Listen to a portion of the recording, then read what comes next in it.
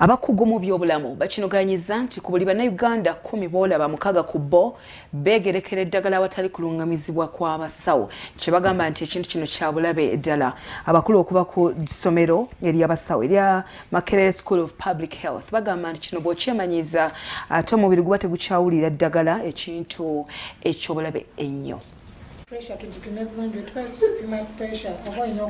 Abakugu mu byobulamu bongedde okuzuula nti emiwendo gy'Abannayuganda abeewa eddagala awatali kusooka kwebuuza ku basawo gyeyongedde naddala okuviira ddala mu mwaka ogwa 2020 mpaka 2021 ogwalimu ekirwadde kya COVID omungi.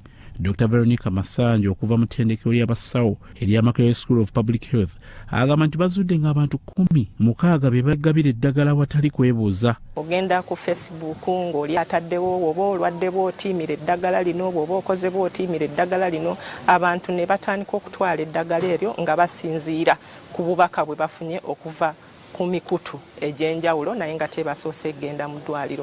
Mu kunoonyereza kwe twakola mu buli bantu 100 twasanga nga 62 bakozesa eddagala eryo nga tebafunye kulunganizibwa eri abasawo. Agamba kino kya bulabe nnyo kubanga kikonya omubiri ne gubanga tegukyawulira ddagala naddala nga gukwatiddwa ebirwadde ebikambwe. Mu ggwanga lyaffe endwadde zino ze tuyita infections ziyitiridde obungi, so abantu baffe abasinga we batuuka ekiseera ng'emibiri gyabwe tegikyawulira ddagala lino kiba kituleetera okweraliikira kuba kiba kitegeeza tulina okunoonyerezako ku ddagala eddala lye tusobola okuleeta ekitali kyangu nnyo. Ezimu ku nsonga ze bazudde kuliko eddagala okuba ku buseere n'abalala baagala okumala obudde mu malwaliro.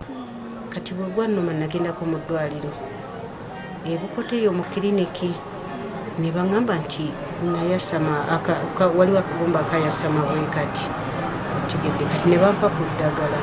Kati bwe bampa ku ddagala nemirako nembeerawo kati era nga bwondaba ndi muntu mukulu kati nenoonya ku bi abo nenywako nensobola okubeerawo.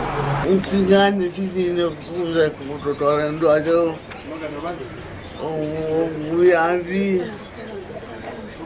olusiibula mbonaona nnyo.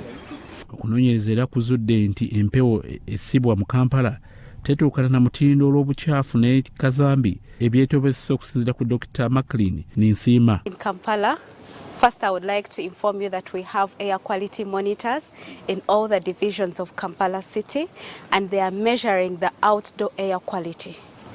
And as per the data that has been analyzed from January 2020 to June 2022, we have honestly noticed that not on any of the days have we been able to achieve or meet the WHO safe targeted levels. Dr. Ario Alex okuva Ministry y'ebyobulamu naye alambulidde ku bukulu bw'abakugu okunoonyeza ku birwadde bino.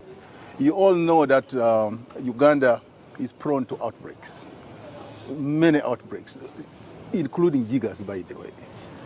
We've had jiggers outbreaks in the country. We've had malaria outbreaks, cholera outbreaks, mention it. But usually we give prominence when we have, what we call high priority pathogens, like COVID-19, like Ebola, like Bambag. But otherwise we've had many outbreaks that goes on in the country. Mu ngeri emu nankulu w'ekibuga Dorothy Kisaka alabudde ebitundu n'abantu bonna abalemedde mu okuleekanyiza abantu ebidongo n'okumalako eddembe tibakukangavvulwa. This year 2023 we are clamping down on people who pollute the environment very, very strongly. We've already started and some are behind locked doors. We've confiscated property. We are closing premises. There are several which were closed even this last week. So you watch this space. We are working on that. Bya Muhammad Wamala ku Russell TV Omunyo.